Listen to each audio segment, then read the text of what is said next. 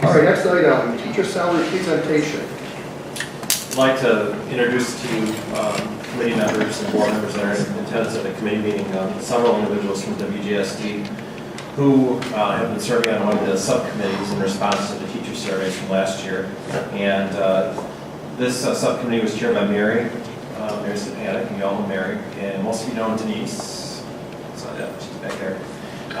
And then, like I said, there are several teachers that were part of this committee that have met for many, many hours since October. And they met as recently as this evening. So they're going to be talking to you about a general thought about teacher salary tonight. And before we get any farther, I'm just going to introduce the members of the committee. I want to point out to you that this committee is represented by just a wide expanse of people, meaning different positions, meaning different amounts of longevity or seniority in the profession, and those types of things. So we really try to get a good cross-section of representation to address this. So with that, teachers that were on the committee, I'm just going to go down the line. I'll start with Sandy Finnegan. She's a reading teacher at Trailside. Next to her is Nikki Krafchek. She teaches second grade here at Evergreen. And you all remember Rachel. She was here last month. She's a library media specialist at Evergreen in Fox River. Next to Rachel is Don Bulke. Don is an elementary teacher over at Woodfield. Next to Don is Debbie Mensch. Debbie teaches sixth grade at Trailside. Next to Debbie is Jim Nabosky. He teaches math over at Fox River. And then if Jim ducks, you would see Denise. And then farther down to Denise's right is Justin Thayer. He teaches, is it third grade? Yeah, third grade at Trailside. And then next to Justin is Kristen Freimark, who is the orchestra teacher and also teaches general music at Trailside. So did I get everyone? We miss Shirley. All right. Shirley was the administrative rep on the committee and also offered a lot of insight and good mediator types of roles as far as asking questions and so on and so forth. So at this point, I'll turn it over to the teacher subcommittee to present. Okay, to get started, first of all, we'd like to outline why it is that we are creating a new schedule. Yes? Sorry to interrupt you, but is there a chance we could have hard copy of this? I can't read the small stuff. Sure. What? We don't have Hard copy. We can, sorry about Yeah, Do you want to move closer, Bob? I would block the screen from everybody else.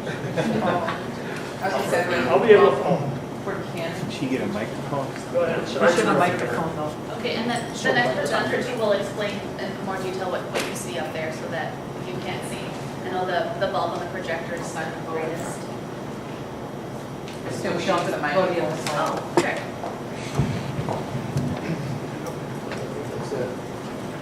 Can you see that one now? So we'd first like to talk about why it is that we are thinking about creating a new schedule. We'd like to establish stability for learners and for educators.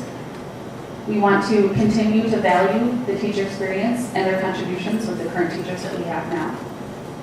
We want to retain staff and utilize their strength while in district. We want to create a path for professional growth so that teachers can see where it is they can move up in a couple of years and so that they can plan ahead. And we also want to attract high-quality professionals so that we could be competitive with districts in the area. Our two main goals as a committee are to design a structure for teacher pay while thinking outside of the box, thinking of some new ideas. We wanted to maintain a team that is problem-solving in nature where we can identify obstacles and propose possible solutions to those. And we were introduced as committee members already, but we just want to again point out, going on what Chris said, that we are a very diverse group, a lot of different years in the district, and some of them requiring a master's, so a lot of variety of teachers and experience in the district. Throughout our meetings, we've met twice in October, twice in November, twice in December, and then pretty frequently here in January. Initially, we were working on a structure for teacher supplemental pay. And then once the union was decertified in December, then the team also included base pay into our structure. During our meetings, we created a lot of drafts of a lot of different ideas and forms with activities that teachers could be a part of to get points. And the structure of that whole thing is also a work in progress as we speak.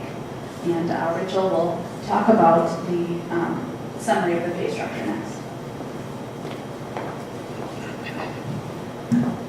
I'm just going to stand on this side because I have to talk about the small print little form here, so I'll try to outline that for you.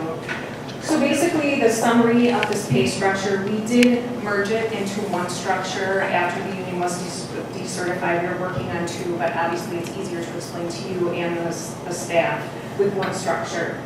Each year, the teacher has the potential to move to the next level on the pay structure after successfully completing the year through evaluations, all the new educator effectiveness things that we're doing, and also earning required points that we will talk about in a second, depending on what level they're at. And the points will be based on their contributions to the school district. So that is where this form comes in. We have started creating a list of all the different types of activities that teachers could receive points for.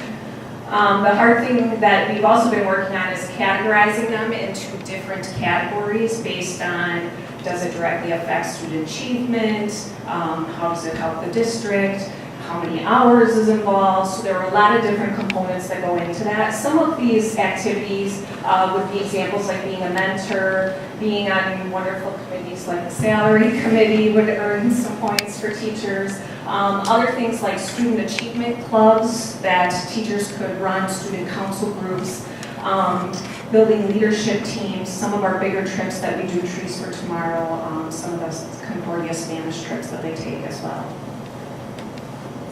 We just want to give you two examples, and we're just going to switch this over here. I know this is really small again, and we can talk to Mr. Neal about handouts, but we wanted to let you see what exactly the salary structure looks like, but we're specifically going to talk just about two samples. If we have two different teachers, Teacher A and Teacher B. So the first one is Teacher A. They would be way at the top here in Cycle A, Level 1, so they're a new teacher. We would expect that Teacher A would focus on their students, curriculum, district policies, and instruction. Because they are new to education in the district, we want them to focus on their teaching. So we would not require points at this level. With successful completion of the year, Teacher A would then move to Cycle A Level 2, and they would receive a raise based on whatever is decided upon if we go forward. The next sample we're going to look at is a teacher with a little bit more time or experience here in Cycle C2, Level 7. This teacher would still focus on students' curriculum, their instruction, of course, but we're expecting that now that this teacher has some experience, they could also contribute to the district. And they would have a required number of points. That amount is still yet to be determined if we move forward. That amount of points would be required as well for them to move ahead on the pay schedule. And with successful completion of the year, Teacher B would then move to Cycle C2, Level 8, and receive a raise. Basically, our general thoughts were that as teachers gain more experience teaching and learning, they're able to contribute to the success of the district in many other ways in addition to teaching. This allows the district to grow from within and utilize strengths of our staff to teach each other as well as students. And also we're hoping that this will help our staff to develop and then develop others, and that we can go on to contribute to committees, curriculum development, student achievement clubs, a lot of those activities that we have there as a means to advance on this salary structure. Okay, and then Mr. Domboski is going to talk to you about it. So I'd like to talk about some of the potential advantages of this system. Anytime you expand teacher knowledge, it's going to impact student growth. And we're going to utilize the teacher's strength in our district. We have very talented teachers. Teachers have a tremendous amount of ability and techniques, and if we can train each other, it just builds that greater professional learning community, and it just makes it a stronger district, more student achievement. Strengthens the collegial relationships, professional responsibility, and enhances staff morale. encourages teachers to contribute to the district's success. Possibly in the past, maybe some teachers haven't been wanting to contribute or run a committee or volunteer for a committee or say, hey, I know how to do this, can I train some teachers? Now they have an opportunity to do that. Allows for the growth of teachers at a consistent pace while allowing the district to predict costs, retaining and attracting effective educators, and again, cultivates a sense of community in that professional community. So what has to be done? Our next step is to look at the financial impact. The pay scale of actual numbers. Right now we have a skeleton, so once we start putting in numbers, we'll have a better idea of what the costs will be. We need to plot the current teachers. So we're going to take where the teachers are now, put them in the system and see where they fall, and see if it's feasible. And also look at possible reallocation of funds. We take the merit pay, self-directed curriculum work, mentor pay, various stipends to take that money to help pay for this. And we need to iron out details of process and create some forms, which will go along with staff development, training, and rolling it out to the teachers so that they're informed as to what the system is like. And throughout this process, we've had staff around the district give us input, questions, ideas, so we're going to allow for additional feedback from the staff. This time we have any questions about the model for teacher advancement through professional contributions to the district.